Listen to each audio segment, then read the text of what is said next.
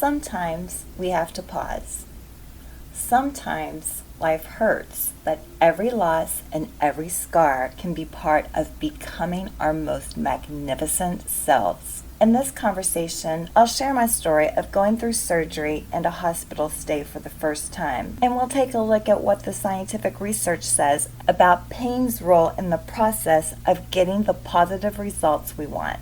The research may surprise you. Before we dive into today's conversation, I want to take a minute to say a very deep, sincere thank you for more than 80,000 plays of this podcast since I started in January. That isn't just a number. That's you choosing to spend your time with me. Whether you've been here since the very first episode or you just joined this journey, I am so grateful for your presence, your ears, and your beautiful becoming heart. This podcast was born out of a desire to empower and elevate women, and you've made that a reality. I am so very grateful to you and for you. Let's keep becoming together.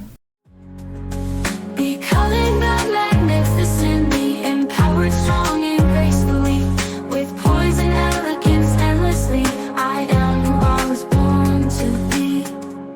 Welcome to Becoming, Conversations in Elegance and Empowerment, where we explore living with purpose, grace, and confidence. I'm Sanesa Lusinger, your host, author, and transformation guide. This isn't just a podcast, it's a conversation, and I'd love to hear your thoughts. Visit becomingpublishing.com to grab your free guide, Exquisitely Dealing with Stress, and join the conversation by leaving a comment.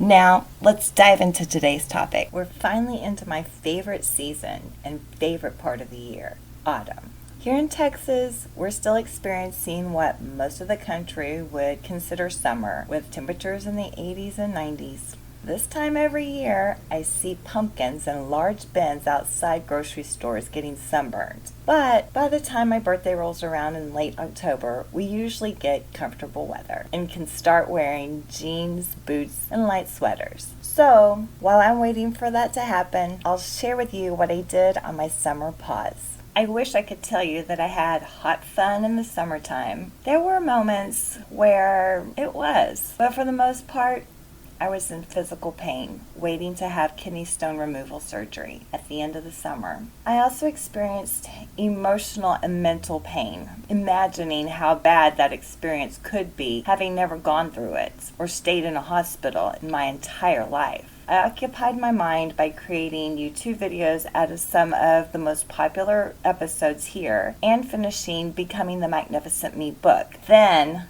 I lost most of it through a technical mishap and couldn't recover it. So I had to start over. I'm not going to lie. It was very upsetting because I had worked so hard to finish it. But I kept telling myself that version wasn't the one that was supposed to go out into the world. And whatever came next was going to be better. I've had to reinvent myself many times throughout my life, and this was no different. I just took an old version I had and started over, adding what I could remember I had put into it, and I was very meticulous about saving a new version from each writing session in multiple places. Sometimes a girl has to do what a girl has to do, and starting over is a way to do things better. Do you agree? Let me know in the comments. Either way.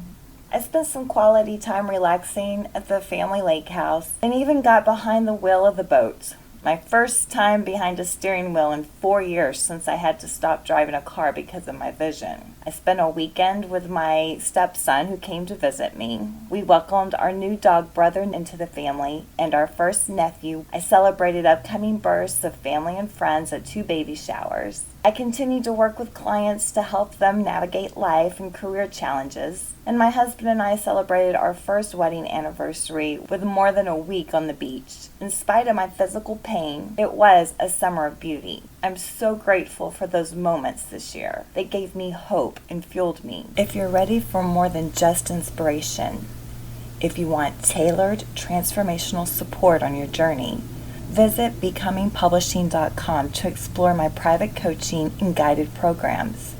You don't have to do this alone. 4 months after the onset of kidney stone pain, the time finally came for me to check into the hospital for surgery.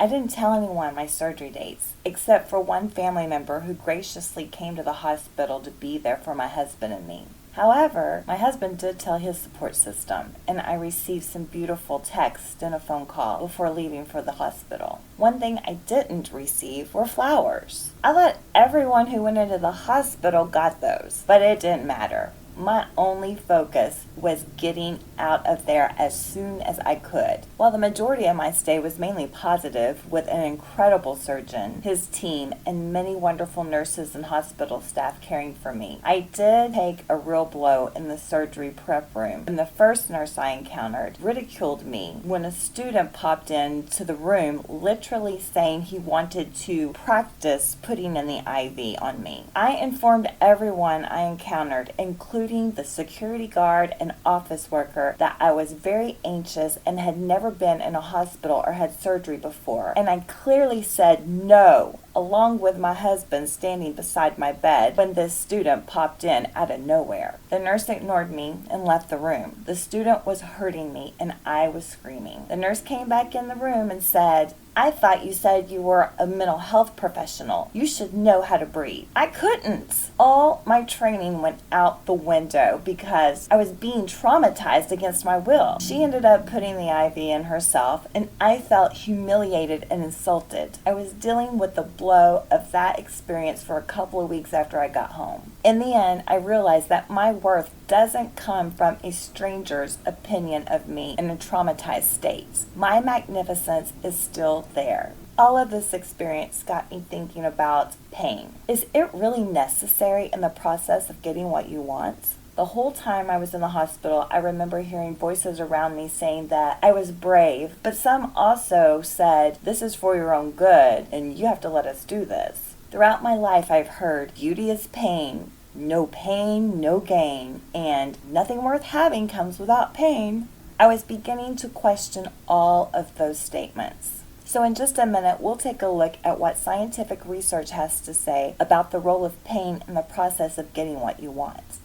Gratitude season is in full swing, and this episode is brought to you by Becoming Grateful, the Elegant Woman's 45-day gratitude experience, a 3-tier guided experience designed for women ready to reclaim joy, peace, and emotional wealth. Whether you want to journal at your own pace, listen on the go, or dive into a private breakthrough session, there's a path for you. Visit becomingpublishing.com to learn more or tap the link in the show notes. For a limited time only, use coupon code podcast10 at checkout for $10 off the self-guided gratitude journal experience. Meaning often emerges from contrast. Philosophically and psychologically speaking, suffering is seen as part of the human journey toward meaning. Existential and positive psychology schools suggest that pain can enrich our experience of joy, connection, and purpose. When we're talking about physical pain and recovery, experiencing pain isn't always necessary, but can be beneficial.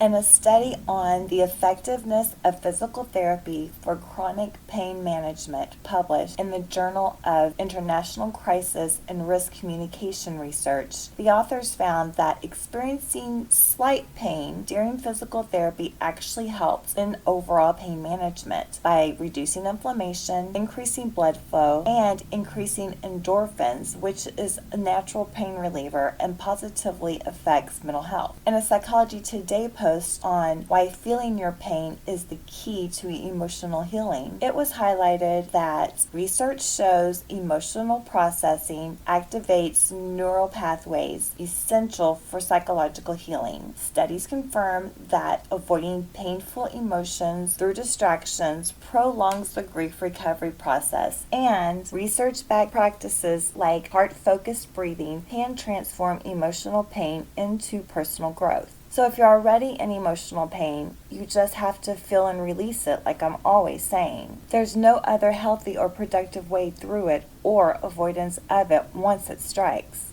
In a post on why growth requires struggle, book author Mark Manson responded to reader questions about pain, trauma, challenge, and struggle. He cited psychological theory that suggests moderate, chosen struggle, not overwhelming trauma or total comforts, lead to growth. Too much suffering can be damaging, while too little can lead to stagnation or entitlement. It reminds me a lot of a theory we talked about when I was studying social psychology for my undergrad degree. When talking about punishment as a result of negative behavior, too little or too much punishment would have a negative effect or no effect at all on changing behavior, but just the right amount could change it. Finding that sweet spot was the challenge, whether talking about raising children or rehabilitating criminals. It all depends on the person and their values. As the saying goes, hindsight is 20/20. This statement seems to ring true when talking about post-traumatic growth. Many people report positive psychological changes after adversity, like greater appreciation for life, deeper relationships, or new priorities. This phenomenon, known as post-traumatic growth, doesn't require trauma or pain, but it often arises through meaningful engagement with that type of difficulty. I've experienced that many times in my own transformation. When I look back on pain I've endured in my life, I see the beauty in it now. I hated going through it. Don't misunderstand me. It was always awful. But now I can see how much I've grown and learned from those experiences and how much better my life is now after having endured them. I don't think I would have transformed as I have or become the person I am today without going through that pain. I certainly wouldn't have the gratitude for life and those in it without those experiences. So I can be grateful for that pain that I thought I would never be able to get through. And quite frankly, I thought that pain would kill me at the time. I didn't know how I was going to survive, but I didn't just survive. I thrived. I think that's really the moral of the story about pain. Now, I want to be clear. It's important to note that chosen or processed struggle is what produces growth, not unchosen, overwhelming hardship. The latter can be harmful or destabilizing. There seems to be some hopeful news, though. George A. Bonanno pointed out in his book, The End of Trauma, that we can endure traumatic experiences much better than we actually think we can. We are all resilient. I believe it's one of our superpowers as humans. Surprisingly, he states that we will all make it through harmful experiences basically unscathed because of that resilience. One very important point to remember in this conversation is that self-compassion is key. It's imperative to balance pain with kindness toward your body, your emotions, and your process. Practicing self-compassion during recovery or emotional healing supports resilience and prevents self-criticism from adding needless suffering. I wrote a whole book about it called The Princess Guide to Loving Yourself First. Just because we may have to go through pain, through our own choices in life, or through the will and hands of another person, it doesn't make us any less magnificent. Like I said in my on-stage question in the Miss US pageant, I believe that most of us have magnificence within us. It's the junk of life that buries it. You know, the negative words, pain, and labels thrown on you by other people. Just because something is buried does not mean that it doesn't exist. Like I wrote about more than a decade ago, seeds of greatness grow in dark places. They have to be buried to sprout forth and bear fruit. And my dear, you are more than capable of sprouting through any pain or difficulty and letting your beautiful light and magnificence shine. Thank you so much for spending time with me on Becoming, Conversations in Elegance and Empowerment. Was there something in this episode that resonated with you? Share your thoughts in the comments. If you're ready to take your personal growth to the next level, visit becomingpublishing.com to explore my exclusive coaching programs and resources tailored for ambitious women like you. There you can also download your free guide, Exquisitely Dealing with Stress. If you found value in this episode, please subscribe, leave a review, and share it with a friend who's ready to create the magnificent life and relationships they truly deserve. Until next time, stay elegant, stay empowered.